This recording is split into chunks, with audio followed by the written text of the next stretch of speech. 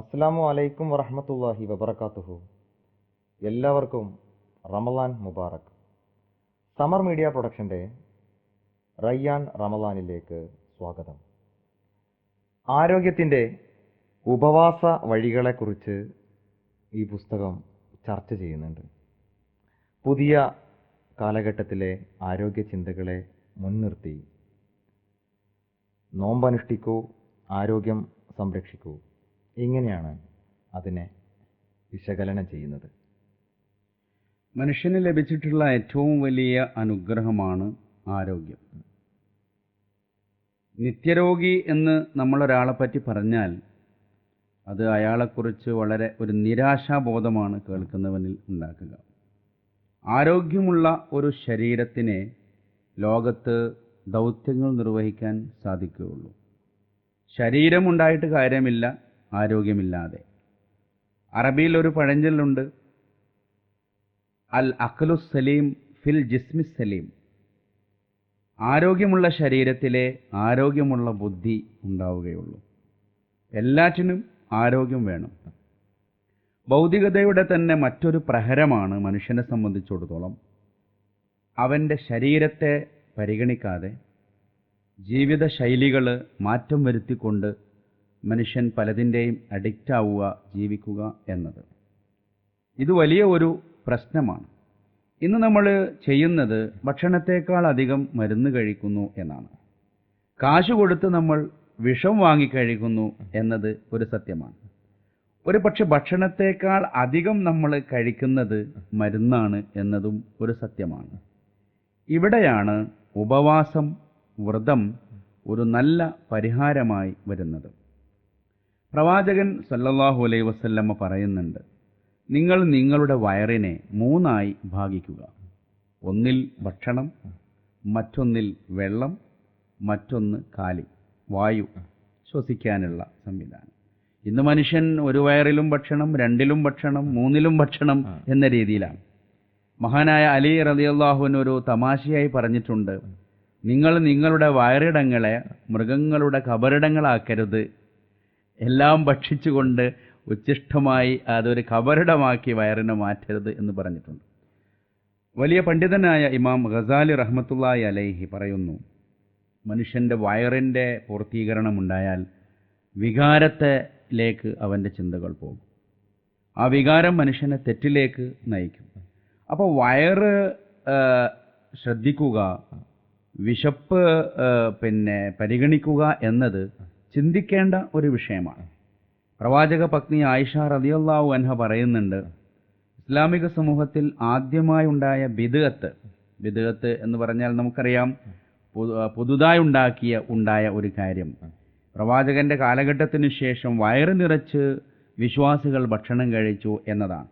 അഥവാ പ്രവാചകചര്യ 1/3 ഭക്ഷണം, രണ്ടാമത്തത് വെള്ളം, മൂന്നാമത്തത് കാലി എന്നതിനെ മാറ്റിമറിച്ചുകൊണ്ട് 3 അറകളിലും ഭക്ഷണം കഴിച്ചു എന്നതാണ് പ്രശ്നം.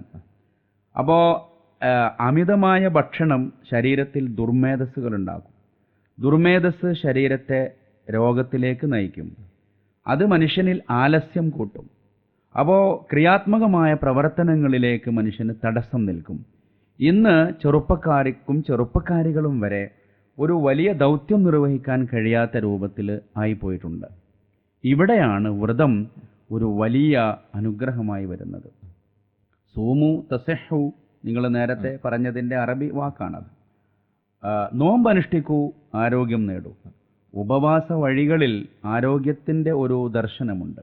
എല്ലാ മതങ്ങളിലും അതുണ്ട്. നൊയമ്പെന്നും വ്രതമെന്നും നമ്മൾ സൗമെന്നും ഒക്കെ പറയുമ്പോൾ അവിടെയൊക്കെ പട്ടിണിയുടെ ഒരു രുചി അറിയുക എന്നത് ആരോഗ്യത്തെ കൂടി ബാധിക്കുന്ന ഒരു വലിയ വിഷയം തന്നെയാണ്. അപ്പോൾ വ്രതം മനുഷ്യന് ഒരു അനുഗ്രഹമായി മാറുന്നു. അതിൻ്റെ കൂടെ ചേർത്ത് വായിക്കേണ്ട മറ്റൊരു കാര്യമാണ്, നമുക്ക് വയറാളുക, ജഠരാഗ്നിയിൽ നമ്മുടെ ശത്രുവായ പിശാചിനെ തോൽപ്പിക്കുക. അത് ഒരു ദുർമേധസ്സുള്ളവന് സാധ്യമല്ല എന്നാണ് പുസ്തകത്തിൽ നമ്മൾ പറയുന്നത്. കാരണം പിശാച് അഗ്നി കൊണ്ടാണ്. അപ്പോൾ വയറിൻ്റെ വിശപ്പിൻ്റെ ജഠരാഗ്നി കൊണ്ടാണ് പിശാചിനെ തോൽപ്പിക്കേണ്ടത് എന്നുകൂടി ആ പുസ്തകത്തിൽ നമ്മൾ ചർച്ച ചെയ്യുന്നുണ്ട്.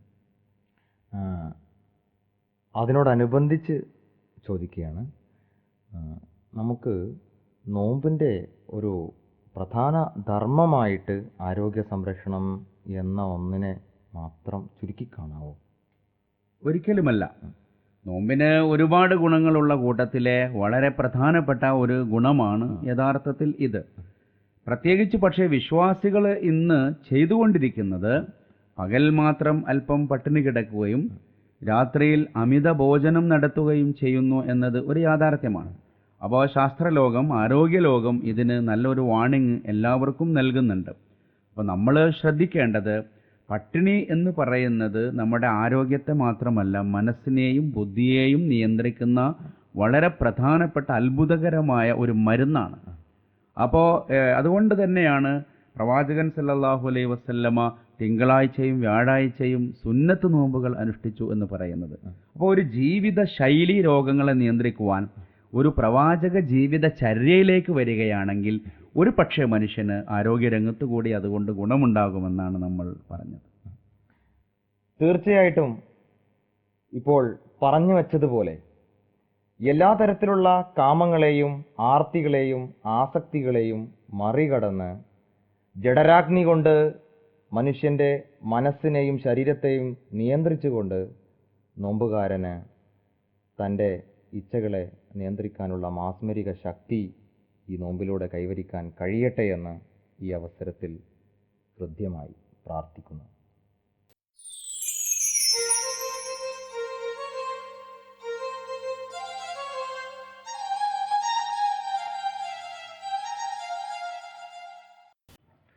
എല്ലാവർക്കും റയ്യാൻ റമളാനിലേക്ക് സ്വാഗതം. റയ്യാൻ റമളാനിൽ ഇന്ന് അതിഥിയായി എത്തിയിരിക്കുന്നത് ഏഴിമല അഹമ്മദ് മുസ്ലിയാരുടെ മകൻ EN ഇബ്രാഹിം മൗലവിയാണ്. അദ്ദേഹത്തെ നമുക്ക് റയ്യാൻ റമളാനിലേക്ക് സ്വാഗതം ചെയ്യാം. അസ്സലാമു അലൈക്കും വറഹ്മത്തുള്ളാഹി വബറകാതുഹു. ബാല്യകാല നോമ്പനുഭവം, അതിനൊന്ന് കുറിച്ചൊന്ന് പറയാമോ? ഈ ഹിജറ കലണ്ടർ അനുസരിച്ച് 33 വർഷം കൊണ്ട് എല്ലാ ഘട്ടത്തിലും നോമ്പ് പെരുന്നാളൊക്കെ നമ്മുടെ ജീവിതത്തിൽ വരുന്നുണ്ട്. അപ്പം എൻ്റെ കുട്ടിക്കാലത്ത് നല്ല കൊടുംവേനലിലാണ് നോമ്പ് അനുഭവപ്പെട്ടിട്ടുള്ളത്. നല്ല ദാഹവും ക്ഷീണവും ഒക്കെ ഉണ്ടാവുന്ന, ഇന്നത്തെ പോലെ മഴക്കാലല്ല. പിന്നെ അത് നല്ല മാങ്ങ ഉണ്ടാകുന്ന കാലമാണ്, മാമ്പഴക്കാലം കൂടിയാണ്. അപ്പൊ അതേടെ കൊതി പറഞ്ഞ് ഞങ്ങളെ ചെറുപാടി, ഞങ്ങളെ കുന്നത്ത് പറമ്പ് എന്നാണ് പറയാ, കൈക്കാട്ട് കുന്ന്. അവിടെ 2 വലിയ മാവുണ്ടായിരുന്നു. അതിൽ നിന്ന് ഇങ്ങനെ മാങ്ങ പിന്നെ പഴുത്ത് വീഴുമ്പോൾ അത് തിന്നാനുള്ള നല്ല പിന്നെ അത്യാർത്ഥി ഉണ്ടാവും. അതേ അവസരം നോമ്പാണ്. അപ്പൊ അത് ഒരു പിന്നെ നന്നായിട്ട് നിയന്ത്രിച്ചുകൊണ്ട് തന്നെ നോമ്പ് നീട്ടിക്കാൻ കഴിയുള്ളൂ. വിദ്യാഭ്യാസം എവിടെയൊക്കെയായിരുന്നു? വിദ്യാഭ്യാസം എൻ്റെ കുട്ടിക്കാലത്ത് പിന്നെ സ്കൂൾ വിദ്യാഭ്യാസത്തിന് വലിയ പ്രാധാന്യം ഉണ്ടായിരുന്നില്ല. അതുകൊണ്ട് തന്നെ പിന്നെ സ്കൂളിലേക്ക് പോവുക എന്നുള്ളത് അന്ന് പലപ്പോഴും ഒരു രസമായ രീതിയിലാണ് ചെയ്യാറുള്ളത്. 4ാം ക്ലാസ് വരെയാണ് ഞാൻ സ്കൂളിൽ പോയിട്ടുള്ളത്. ആദ്യം സൗത്ത് കൊടിയത്തൂരിലെ പിന്നെ സ്കൂളിലാണ് പഠിച്ചിരുന്നത്. അത് പിന്നെ ഒരു കൂട്ടര് പിന്നെ വലിച്ച് തള്ളിയിട്ടു. അതിൻ്റെ ശേഷം പിന്നെ 2ാമത് അവിടെ തുടങ്ങിയ സ്കൂളിൽ ചേർന്നെങ്കിലും പിന്നീട് ചെറുവാടി UP സ്കൂളിലാണ് പിന്നെ പഠിക്കുന്നത്. അവിടെ 4ാം ക്ലാസ് നിർത്തി പോകുന്നതാണ്.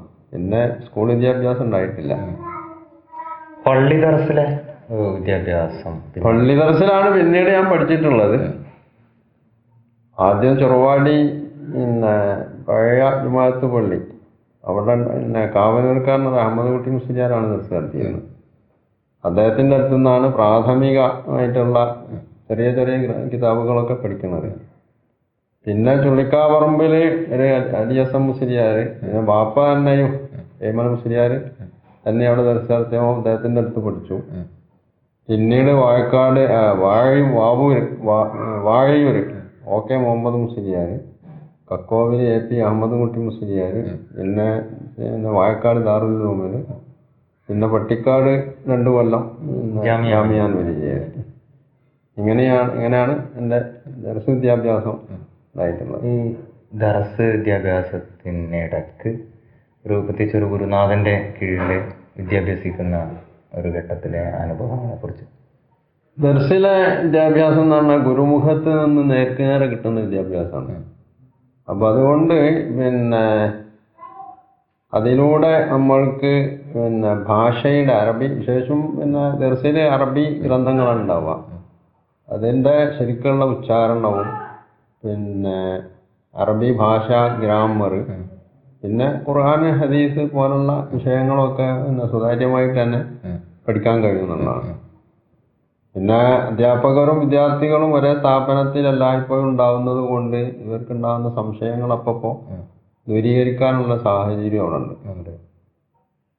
കൃത്യമായിട്ടും നമ്മൾ അല്ലേ വൈജ്ഞാനികമായിട്ടുള്ള പിന്നെ ഞാൻ പഠിച്ചിരുന്നത് മിക്കവാറും സ്ഥാപനങ്ങളിൽ ഒരു കർക്കശമായിട്ടുള്ള ഒരു രീതിയിലുള്ള ആളുകളായിരുന്നില്ല എൻ്റെ അധ്യാപകന്മാർ. സംശയങ്ങളൊക്കെ ചോദിക്കാനും. പക്ഷെ നമ്മൾ പറഞ്ഞു കേൾക്കാറ് കൃത്യമായ കാർക്കശ്യത്തിന്റെ പള്ളി ദർസുകളെ കുറിച്ച്. അങ്ങനെയുള്ള സ്ഥലങ്ങളുണ്ട്. പക്ഷെ എൻ്റെ അനുഭവം ഉദാഹരണത്തിന് പറഞ്ഞാൽ എനിക്ക് ചിന്താപരമായിട്ടുള്ള മാറ്റം വരുന്നത് കക്കോലിയാൻ APM മുഹമ്മദ് കുട്ടിയുടെ അടുത്ത് പഠിക്കുമ്പോഴാണ്. അദ്ദേഹം ഒരു സമസ്തയുമായിട്ട് ബന്ധപ്പെട്ട ഒരാളായിരുന്നുവെങ്കിലും ഞങ്ങളോട് അദ്ദേഹം പറഞ്ഞിട്ടുള്ളൊരു സംഗതി, ഈ പ്രസംഗിക്കാൻ പോകുമ്പോൾ കണ്ട കഥകളും മറ്റൊന്നും പറയേണ്ടതില്ല. ഖുർആനും സഹിയായിട്ടുള്ള ഹദീസും തന്നെ പറഞ്ഞാൽ തീരാത്തത്ര ഉണ്ട്. അതുകൊണ്ട് അതിനാണ് നിങ്ങൾ പിന്നെ മുൻതൂക്കം കൊടുക്കേണ്ടതെന്നാണ്. മാത്രമല്ല, ഈ രാത്രി ഭക്ഷണം കഴിച്ചു വന്നതിൻ്റെ ശേഷം ഞങ്ങൾ വിദ്യാർത്ഥികളൊന്നായിട്ട് പള്ളിയിൽ ഇരുന്നിട്ട് പല വിഷയങ്ങളും ചർച്ച ചെയ്യും. ഇത് ഇദ്ദേഹം വളരെ സാവൂതം കേട്ടിരിക്കും. പാഠം പഠിച്ചിട്ടില്ലെങ്കിൽ അതിനെ സംബന്ധിച്ച് വല്ലതും പറയാനുള്ളതല്ലാതെ മറ്റ് ഈ ചർച്ചയെ സംബന്ധിച്ച് അദ്ദേഹം ഇടപെടുകയോ അതിനെ പിന്നെ നിരുത്സാഹപ്പെടുത്തുന്ന രീതിയിലുള്ള സമീപനം കൈക്കൊള്ളുകയോ ചെയ്തിട്ടില്ല. അത് എൻ്റെ ജീവിതത്തിൽ ചിന്താപരമായി മാറ്റം ഉണ്ടാകാൻ വലിയ കാരണമായിട്ടുണ്ട്. എഴുത്തിലേക്ക് ഒട്ടേറെ ഗ്രന്ഥങ്ങൾ താങ്കളുടേതായിട്ടുണ്ട്. അതിൽ എങ്ങനെയാണ് എഴുത്തിലേക്ക് വരുന്നത്? എഴുത്ത് ഞാൻ സ്കൂൾ വിദ്യാഭ്യാസം കൂടുതലൊന്നും ഇല്ലെങ്കിലും ചെറുപ്പത്തിലെ എഴുതാനുള്ളൊരു പിന്നെ വാഞ്ച ഉണ്ടായിട്ടുണ്ട്. അത് പിന്നെ പോഷിപ്പിച്ചെടുക്കാന്നുള്ളത് ഒന്ന് നമ്മൾ സ്വയം തന്നെ ചെയ്യേണ്ടതാണ്. അപ്പോൾ അതിൽ പിന്നെ എനിക്ക് പ്രചോദകമായിട്ടുള്ളത് ഒന്ന്, ഞങ്ങൾ ചെറുവാടിയിൽ എൻ്റെ കുട്ടിക്കാലത്ത് എൻ്റെ അന്നത്തെ കൂട്ടുകാർ കൂടിയിട്ട് പിന്നെ ഇക്ബാൽ മെമ്മോറിയൽ ലൈബ്രറി എന്ന് പറഞ്ഞിട്ടൊരു ലൈബ്രറി ഉണ്ടായിരുന്നു. അതിലൊരു കയ്യെഴുത്ത് മാസിക ഉണ്ടായിരുന്നു. അതിലാണ് ഞാൻ ആദ്യമായിട്ട് ഒരു ലേഖനം എഴുതുന്നത്. പക്ഷെ അന്ന് എനിക്ക് കൃത്യമായിട്ട് പിന്നെ എഴുതാൻ അറിയില്ലായിരുന്നു. എന്നാൽ പോലും എൻ്റെ സ്നേഹിതന്മാർ ഞാൻ എഴുതി കൊടുത്തത് അവർ തിരുത്തി ഒരു ലേഖനമായിട്ട് അതിൽ പ്രസിദ്ധീകരിച്ചപ്പോൾ അവിടെ മുതൽക്കാണ് എനിക്ക് ഇതിൽ കൂടുതൽ പ്രചോദനം കിട്ടിയിട്ടുള്ളത്. എന്തിനെ കുറിച്ചായിരുന്നു ആ എഴുത്ത് എന്ന് ഓർമ്മിക്കുന്നുണ്ടോ? അത് എൻ്റെ ഓർമ്മ പിന്നെ ഏതാണ്ട് ഇപ്പോൾ ഒരു 50 കൊല്ലം മുമ്പുള്ളൊരു സംഭവമാണത്. 67 ആ കാലഘട്ടത്തിലാണത്. അത് പിന്നെ ദൈവ ആസ്തിക്കാണ് എന്നാണ് എൻ്റെ ഓർമ്മ. കാരണം അന്ന് ചെറുവാടി എന്ന് പറഞ്ഞാൽ പിന്നെ ഈ ഇസ്ലാമിന് മൊത്തത്തിൽ മതത്തിന് വിരുദ്ധമായിട്ടുള്ള ശക്തമായിട്ടുള്ള ഒരു നീക്കമുള്ള കാലഘട്ടമായിരുന്നു. അപ്പൊ അതിനെ ചെറുത്തു തോൽപ്പിക്കാന്നുള്ളത് ചെറുപ്പത്തിലെ ആരുടെ ഭാഗത്തു നിന്നായിരുന്നു? അത് രാഷ്ട്രീയ മേഖലയാണ്. ശേഷം കമ്മ്യൂണിസ്റ്റ് പാർട്ടിയാണ് അന്ന് ആ രംഗത്തുണ്ടായിരുന്നത്. അപ്പൊ അവരുമായിട്ട് ഏറ്റുമുട്ടുക എന്നുള്ളത് പിൽക്കാലത്ത് ഞങ്ങൾ ചെയ്തിട്ടുള്ളൊരു സംഗതിയുമാണ്. അത്തരത്തിൽ ഒരുപാട് ഗ്രന്ഥങ്ങൾ താങ്കൾ എഴുതിയിട്ടുണ്ട്. അതിൽ പ്രധാനപ്പെട്ടവയെക്കുറിച്ച്, രചനയെക്കുറിച്ച് പറയാമോ? പ്രധാനപ്പെട്ടതെന്ന് പറഞ്ഞാൽ ഞാൻ ആദ്യമായിട്ട് പ്രസിദ്ധീകരിക്കുന്നത് ഞാനും MA അബ്ദുസ്സലാം ഒടിയത്തൂർ ഖാദി അബ്ദുസ്സലാം മാഷും കൂടി വിവർത്തനം ചെയ്ത പിന്നെ ഈജിപ്ഷ്യൻ പണ്ഡിതനായ ഹുദരി ബേഗ്, മുഹമ്മദ് ഹുദരി ബേഗിൻ്റെ റസൂൽ അമ്മി എന്ന് പറഞ്ഞൊരു കിതാബുണ്ട്. ചെറിയ അറബി പുസ്തകമാണ്. അത് കാര്യമായിട്ട് ഞാൻ തന്നെയാണ് വിവർത്തനം ചെയ്തത്. അദ്ദേഹം അതിൽ തന്നെ കുറച്ച് സഹായിച്ചു എന്നേ ഉള്ളൂ. അത് കോഴിക്കോട് അയ്യൂബി ബുക്ക് സ്റ്റാറുകാരാണ് പ്രസിദ്ധീകരിച്ചിരുന്നത്. റസൂൽ അമീൻ എന്ന് തന്നെയാണ് മലയാളത്തിൽ അതിൻ്റെ പേര് കൊണ്ടിരുന്നത്. ആ ഗ്രന്ഥം തെരഞ്ഞെടുക്കാൻ, വിവർത്തനത്തിന് വേണ്ടി തെരഞ്ഞെടുക്കാനുണ്ടായ കാരണം? അത് അവരാവശ്യപ്പെട്ടതാണ്. ആവശ്യപ്പെട്ടു. അവർ എം എ സലാം മാഷോട് ആവശ്യപ്പെട്ടു. അദ്ദേഹത്തിന് അത് പിന്നെ അദ്ദേഹത്തിന്റെ മറ്റ് ജോലി തിരക്കുകൾ കാരണമായിട്ട് പൂർത്തീകരിക്കാൻ കഴിയാന്ന് വന്നപ്പോൾ എന്നോട് കൂടി അതിൽ ചേർത്തതാണ്. പക്ഷെ പിന്നീട് അത് ഞാൻ തന്നെ ചെയ്യേണ്ടി വന്നു എന്നുള്ളതാണ്. അതിനുശേഷം ഏതൊക്കെ ഗ്രന്ഥങ്ങളാണ്? പിന്നീട് IPH പ്രസിദ്ധീകരിച്ച ഖുർആനിലെ 30-ാമത്തെ ഭാഗം, പിന്നെ അമ്മ ജുസ് ഒരു പിന്നെ ചെറിയ അതിന്റെ വിവർത്തനവും ചെറിയൊരു വിശദീകരണമായിട്ട് ഒന്ന് പ്രസിദ്ധീകരിച്ചു. പിന്നീട് പിന്നെ അബൂബക്കർ സിദ്ദീഖ്, 1-ാം ഖലീഫ അബൂബക്കർ സിദ്ദീഖിനെ പറ്റിയുള്ള സിദ്ദീഖുൽ അക്ബർ എന്ന് പറയുന്ന ചരിത്ര ഗ്രന്ഥമാണ്. പിന്നീട് പിന്നെ ജമാഅത്തെ ഇസ്ലാമി പ്രവർത്തകൻ എന്നുള്ളവർക്ക് ജമാഅത്തിനെതിരിൽ അന്ന് രൂക്ഷമായ വിമർശനം ഉണ്ടാകുമായിരുന്നു. അപ്പം ഈ വിമർശനങ്ങൾക്ക് പിന്നെ ഉള്ള യഥാർത്ഥത്തിലുള്ള മറുപടി എന്താണ് എന്നത് സംബന്ധിച്ച് സുന്നി വിമർശനങ്ങൾക്ക് മറുപടി ഒരു പുസ്തകം പ്രസിദ്ധീകരിച്ചിട്ടുണ്ട്. പിന്നെയും കുറെ പുസ്തകങ്ങളുണ്ട്. പിന്നെ ഇസ്തിഗാസയെ സംബന്ധിച്ചുള്ള പുസ്തകം, സുന്നത്തും ബിദഅത്തും. ഏറ്റവും ഒടുവിൽ നഹ്ജുൽ ബലാഗ എന്ന് പറഞ്ഞ അലി ഇബ്നു അബി താലിബിന്റെ പ്രസംഗങ്ങൾ, കത്തുകൾ ക്രോഡീകരിച്ചു എന്ന് പറയുന്ന ഒരു ഗ്രന്ഥം. പിന്നെ ഒരു 10-15 പുസ്തകങ്ങളുണ്ടാവും മൊത്തത്തിൽ. താങ്കളുടെ ഒരു രചന ലോകത്തെക്കുറിച്ച് അല്ലെങ്കിൽ രചനാ രീതിയെക്കുറിച്ച്, ഓരോ എഴുത്തുകാരനും ഓരോ ശൈലിയും ഓരോ രീതിയും ഓരോ തരത്തിലുള്ള റീഡിങ്ങും ഒക്കെ ഉണ്ടല്ലോ. അതിൽ ഈ ഭാഷ എന്നത് ഞാൻ നേരത്തെ ശ്രദ്ധിച്ചൊരു സംഗതി, അത് പിന്നെ തെറ്റുകൂടാതെ നാടൻ സാധാരണക്കാർക്ക് തിരിയുന്ന രീതിയിൽ വലിയ കട്ടിയുള്ള പദങ്ങളൊന്നും ഇല്ലാതെ, ആളുകൾ സാഹിത്യം എന്നോ പിന്നെ എഴുത്ത് എന്നൊക്കെ പറഞ്ഞാൽ ചിലരുടെ ധാരണ കട്ടിയുള്ള പദങ്ങൾ എന്നുള്ളതാണ്. അതിൽ പിന്നെ പകരമായിട്ട് പിന്നെ ഏത് സാധാരണക്കാരനും വായിച്ചാൽ മനസ്സിലാവുന്ന രീതിയിലുള്ള ലളിതമായിട്ടുള്ള പദങ്ങൾ കോർത്തിണക്കാനുള്ളതാണ് എൻ്റെ ഒരു രീതി. അതിൽ തന്നെ പിന്നെ സഹായിച്ചിട്ടുള്ളത് നമ്മളെ M.M. കാരശ്ശേരിയാണ്. ഞാൻ ഒരു കാലത്ത് കാരശ്ശേരി പള്ളിയിൽ കുറച്ചു കാലം ഉണ്ടായിരുന്നു അവിടെ ഓതാൻ വേണ്ടി. അപ്പം അന്ന് അദ്ദേഹം അവിടെ പിന്നെ പഠിക്കാൻ വരാറുണ്ട്. ഞങ്ങൾ രണ്ടാളും കൂടി അന്ന് വാവൂർക്കാരനൊരു അബ്ദുള്ള മുസ്ലിയാരാണ് അവിടെ മുദരിസായി ഉണ്ടായിരുന്നത്. അപ്പം അദ്ദേഹത്തിന് ഞാൻ തഫ്സീർ പിന്നെ ജലാലൈനിൻ്റെ ആദ്യ ഭാഗം ഞാൻ പറഞ്ഞു കൊടുക്കും, അദ്ദേഹത്തിൽ നിന്ന് ഞാൻ മലയാളം പഠിക്കും. അങ്ങനെ അദ്ദേഹം എൻ്റെയും ഞാൻ അദ്ദേഹത്തിൻ്റെയും ഒരേ സമയം ഗുരുശിഷ്യന്മാരാണ്. ആ ബന്ധം ഇപ്പോഴും? ഞങ്ങൾ ബന്ധം പിന്നെ വ്യക്തിപരമായിട്ട് ഞങ്ങൾ നല്ല ബന്ധമാണ്. ആശയതലത്തിൽ ഞങ്ങൾ 2 ധ്രുവങ്ങളിലാണ്. ശത്രുക്കളും എന്ന് പറഞ്ഞു ധ്രുവങ്ങളിലാണ് യഥാർത്ഥ ശൈലി. പിന്നെ സിദ്ദീഖുൽ അക്ബർ എഴുതിയപ്പോൾ ഞാൻ അദ്ദേഹത്തെ കാണിച്ചു. അതിൻ്റെ ഒരു 10-50 പേജ് ഞങ്ങൾ ഒന്നിച്ചിരുന്ന് വായിച്ചതിന് ശേഷം അദ്ദേഹം എന്നോട് പറഞ്ഞു, ഇനി നിങ്ങൾ ഈ രീതിയിൽ എങ്ങനെ ചെയ്താൽ മതി. പിന്നെ ആ കാര്യമായിട്ട് ആരെയും പിന്നെ സമീപിച്ചിട്ടൊന്നുമില്ല. അപ്പൊ അദ്ദേഹത്തിന്റെ ഒരു മാർഗനിർദ്ദേശം അതിന് എനിക്ക് വലിയൊരു പിന്നെ മുതൽക്കൂട്ടായിട്ടുണ്ട്. ഭാഷ പ്രയോഗിക്കുന്ന കാര്യത്തിൽ. പിന്നെ അദ്ദേഹം തന്നെയാണ് എന്നോട് കുട്ടിക്കൃഷ്ണന്മാരുടെ മലയാള ശൈലി പോലുള്ള ചില പുസ്തകങ്ങൾ വായിക്കാൻ പറഞ്ഞു നോക്കുന്നത്. ഭാഷാശുദ്ധി വരുത്തുന്നതിന്. ഭാഷാശുദ്ധിയുടെ കാര്യം പറയുമ്പോൾ കഴിയുന്നത്ര ഞാൻ വാക്കുകൾ അത് സ്ഫുടമായിട്ട് തന്നെ പറയാനാണ് ശ്രമിക്കാറുള്ളത്. പ്രത്യേകിച്ച് നമ്മളെ മലബാർ ഏരിയയിലെ ആളുകൾ തെറ്റായിട്ടുള്ള പിന്നെ പ്രയോഗത്തിൽ നിന്നൊക്കെ വ്യത്യസ്തമായിട്ട് കഴിയുന്നത്ര ഞാൻ ശ്രമിക്കാറുണ്ട് എന്നേ പറയാൻ പറ്റുള്ളൂ. അതിൽ പൂർണ്ണമായിട്ട് ജയിച്ചിട്ടുണ്ടോ എന്നുള്ളത് അനുവാചകരാണ് പറയേണ്ടത്. വൈജ്ഞാനികമായ യാത്രകൾ തീർച്ചയായിട്ടും ജീവിതത്തിൽ ഉണ്ടായിട്ടുണ്ടാവും. ഈ 80-ലാണെന്ന് തോന്നുന്നുണ്ട് ഒരു ഇന്ത്യയിൽ ഒരു യുവാക്കളുടെ ഒരു വേണ്ടിയുള്ളൊരു പിന്നെ ഗവൺമെന്റ് പ്രഖ്യാപിച്ചിരുന്നു. അന്ന് ഞങ്ങള് ഇവിടെ കൊടിയത്തൂർ അഞ്ചുമൻ നിശാത്ത് പറഞ്ഞിട്ട് കാദിയാനികൾക്ക് എതിരിൽ ഉള്ള ഒരു നിലപാട് സ്വീകരിക്കുന്ന ചെറിയ സംഘടന ഉണ്ട്. അത് അവര് ഒന്നിച്ച് പിന്നെ ഇന്ത്യന്റെ പല ഭാഗങ്ങളിലും അന്ന് ഈ ആനുകൂല്യം ഉപയോഗപ്പെടുത്തി പോയിട്ടുണ്ട്. അതിൽ കാശ്മീർ, പഞ്ചാബ്, മിർസ സാഹിബ് നിരീക്ഷണം കൊള്ളുന്ന കാദിയാനിൽ വരെ അന്ന് ഞങ്ങൾ പോയിട്ടുണ്ട്. എന്ന് പറഞ്ഞാൽ ഞാൻ യഥാർത്ഥത്തിൽ 3 പ്രവാചകന്മാരുടെ ഖബർ സന്ദർശിച്ച ആളാണ് ഞാൻ. അതിൽ ഒന്നാണ് യഥാർത്ഥ പ്രവാചകൻ മുഹമ്മദ് നബി സല്ലല്ലാഹു അലൈഹി വസല്ലം. മറ്റേത് ഒന്ന് മിർസ ഗുലാം, അദ്ദേഹം കള്ളപ്രവാചകനാണ്. മറ്റൊന്ന് അവര് തന്നെ ഈസാ നബിയുടെ ഖബർ എന്ന് പറയുന്ന കാശ്മീരിലെ യൂസ ആസഫ് എന്ന് പറയുന്ന ഒരു പ്രവാചകന്റെ ഈസാ നബിയുടെ ഖബർ എന്നാണ് അവർ പറയാറുള്ളത്. രാജകുമാരനാണ് അദ്ദേഹത്തിന്റെ ഖബർ. അപ്പോൾ അന്ന് ഇങ്ങനെ പിന്നെ വടക്കേന്ത്യൻ്റെ ചില ഭാഗങ്ങളിൽ പിന്നെ ഒക്കെ പോയിട്ടുണ്ട്.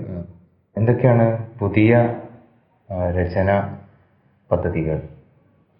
പുതിയ രചന പറഞ്ഞാൽ ഞാനിപ്പോൾ രചിച്ചു വെച്ച 3 സാധനങ്ങളുണ്ട്. ഒന്ന് ഈ ഗ്രന്ഥം പിന്നെ പ്രസിദ്ധീകരിച്ച് കിട്ടുക എന്ന് പറഞ്ഞാൽ വലിയ പ്രശ്നമാണ്. എഴുതപ്പെട്ട് കഴിഞ്ഞു അല്ലേ? ആ, അതിലൊന്ന് ഉസ്മാൻ ബിൻ അഫ്ഫാൻ 3ാം ഖലീഫയെ കുറിച്ച്, പിന്നെ രണ്ടാമത്തെ ഒന്ന് മാസപ്പിറവി എന്ന് പറയുന്ന ഒരു എന്നും വിവാദമായിട്ടുള്ളൊരു പിന്നെ ഒന്നുണ്ട്. പിന്നീട് ഇസ്ലാമിന്റെ അടിസ്ഥാന ഭാഷയാണല്ലോ തൗഹീദ്, അതിനെ സംബന്ധിച്ച് ഞാൻ ഖുർആനെയും പിന്നെ പൈസ കൊണ്ട് എഴുതി വെച്ചിട്ടുണ്ട്. ഇപ്പൊ ഞാൻ IPH തന്നെ ആവശ്യപ്പെട്ട അനുസരിച്ച് മയ്യത്ത് സംസ്കരണം പിന്നെ എന്നൊരു പുസ്തകത്തിന്റെ രചനയിലാണുള്ളത്. ഇങ്ങോട്ട് ആവശ്യപ്പെട്ട പിന്നെ ഹദീസിന്റെ ഒരു ചെറിയ ക്രോഡീകരണം അതിന്റെ അടുക്ക് നടത്തിയിരുന്നു. അത് കുറച്ച് പോയി മുമ്പോട്ട് പോയെങ്കിലും പാതി വഴിയിൽ, പാതി എന്ന് പറഞ്ഞൂടാ, അത് ഗ്രന്ഥമാണോ? ഗ്രന്ഥാണ് ഉദ്ദേശിക്കുന്നത്. അത് തുടരണമെന്നുണ്ട്. തീർച്ചയായിട്ടും. റിയാൻ റമദാനിൻ്റെ ഈ സെഗ്മെന്റിൽ ജീവിതത്തെക്കുറിച്ച് നമ്മോട് സംസാരിക്കുകയായിരുന്നു EN ഇബ്രാഹിം മൗലവി. പണ്ഡിതനും വിവർത്തകനും വൈജ്ഞാനികമായ തലങ്ങളിൽ തൻ്റെതായ വ്യക്തിത്വം പതിപ്പിച്ച ഒരു വ്യക്തി കൂടിയായിരുന്നു അദ്ദേഹം. അദ്ദേഹത്തിന് റിയാൻ റമദാനിൻ്റെ എല്ലാവിധ അനുഗ്രഹങ്ങളും പ്രാർത്ഥനകളും ഈ അവസരത്തിൽ നേരുകയാണ്. ഈ സെഗ്മെന്റ് ഇവിടെ അവസാനിക്കുന്നു. എല്ലാവർക്കും റമദാൻ മുബാറക്.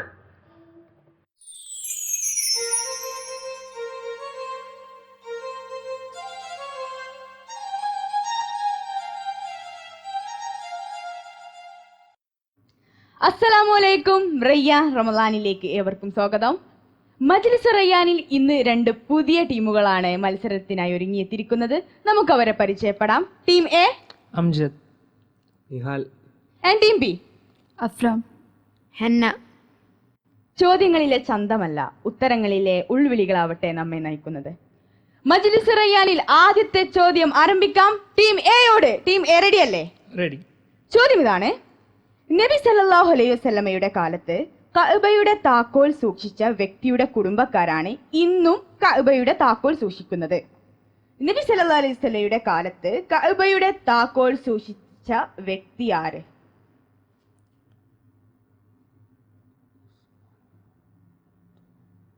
ഉസ്മാൻ ഇബ്നു തൽഹ. ഉസ്മാൻ ഇബ്നു തൽഹ. ഉത്തരം ശരിയാണ്. ടീം എ 1 പോയിന്റ് നേടിയിരിക്കുന്നു. അടുത്ത ചോദ്യം ടീം ബിയോടാണ്. ടീം ബി തയ്യാറായിക്കോളൂ. നിങ്ങൾക്കുള്ള ചോദ്യം ഇതാ: ചരിത്രത്തിന് ഒരാമുഖം എന്ന പേരിൽ പ്രശസ്തമാണ് മുഖദ്ദിമ. ആരാണ് ഈ ഗ്രന്ഥം രചിച്ചത്?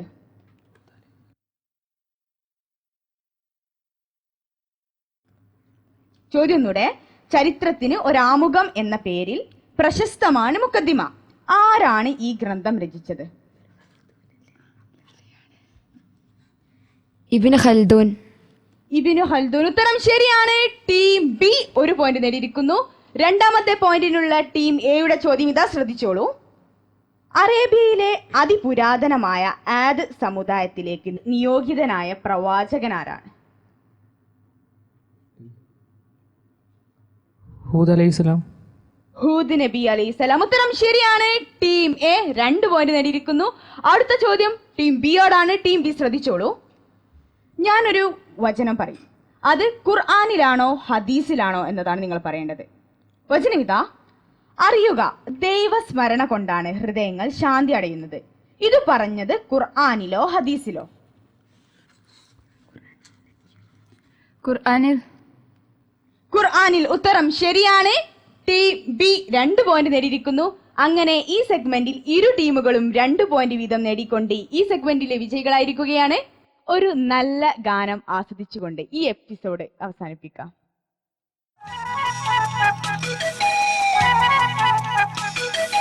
നൂർ